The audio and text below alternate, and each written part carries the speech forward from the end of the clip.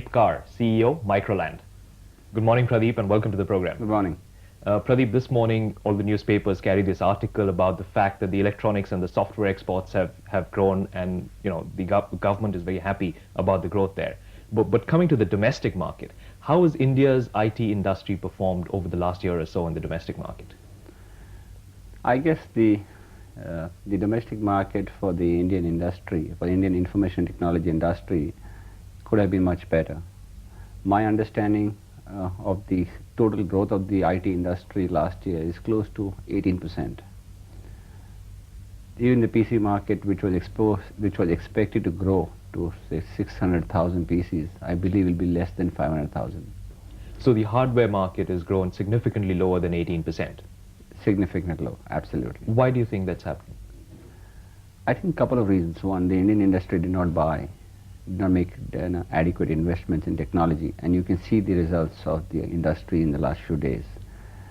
That's one. Second, if the largest players in the industry, which is the HCLs, the PCLs, and Wipros, if those that constitute more than 70% of the total market size, if they don't grow, the balance 30% can't make up their growth deficits.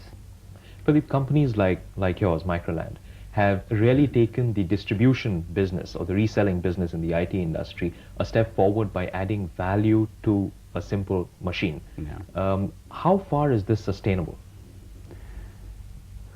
I think that's the only way to go. And the reason for that is that when companies and people buy equipment, at least business-to-business buyers, they don't buy equipment for standalone capabilities. They buy equipment so that these systems work in a manner that they can increase the office productivity or the office business applications.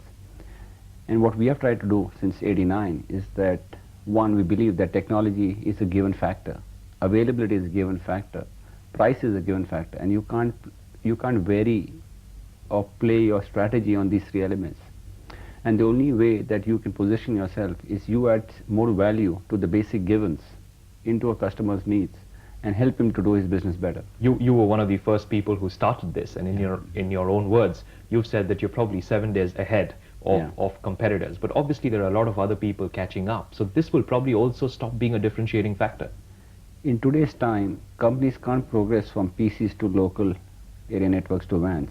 They go straight shot across the entire spectrum, which means the skill sets required for networking has changed dramatically. And if I just reflect back in '89, to install NetWare, the dominant OS then, required 47 diskettes.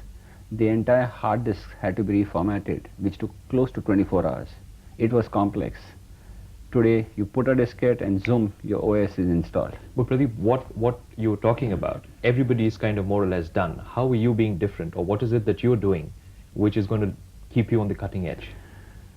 I guess the challenge here is that how does one on a continual basis move up the value chain? How does one on a continual basis provide more value to the customers? And the fact here is that if one realizes the fact that the customer has choices of technologies, choices of design, and choices of implementation, and if a company like what we are trying to do understands these three choices and is able to define to customers' requirements which is the best, and then provide good service and support, I think there is a story that we have to say. You've taken an entrepreneurial stance in your career. What do you think are the entrepreneurial factors that have driven Microland all these years? I guess the success of Microland to a very large extent has been the entrepreneurial vision that not only that I share, but few of my core colleagues share. And the enterprise and the risk and the drive that the entrepreneurial vision brings to the table is what has made Microland be where it is today. Thank you, Pradeep. That was Pradeep Kar. We're off for a short commercial break, but when we return, it's news and analysis from the stock markets. Stay with us.